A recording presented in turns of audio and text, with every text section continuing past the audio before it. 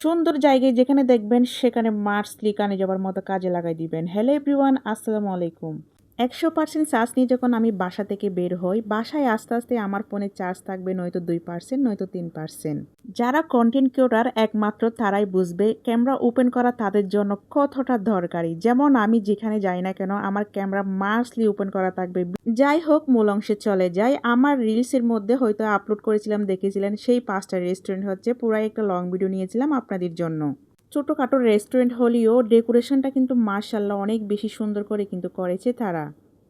নিচেও বসা যাবে, চাইলে আপনি উপরে বসে চা বা কফিও খেতে পারেন। লাইটিং এবং ফুল দিয়ে খুব সুন্দরভাবে সাজিয়ে গুজিয়ে রেখেছিল এই ছোট 5টা রেস্টুরেন্টটা। আমি 2-1 বার আসছিলাম, এখানে আমার বেশ ভালোই লাগছিল। আপনারা চাইলে আপনাদের পরিবার নিয়েও 5টা রেস্টুরেন্টে আসতে পারেন। খাওয়ার চাইতে এদের ডেকোরেশনগুলো আমার অনেক বেশি সুন্দর লাগে। আমি দোতলার মধ্যে উঠে পুরাই কিন্তু আপনাদের জন্য কিন্তু ভিউটা নামার চেষ্টা করেছিলাম।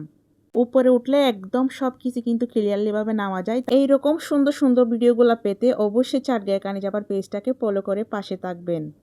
সব সময় চেষ্টা করব সুন্দর সুন্দর এইরকম জায়গায় গিয়ে আপনাদেরকে ভিডিওগুলো উপহার দেওয়ার জন্য।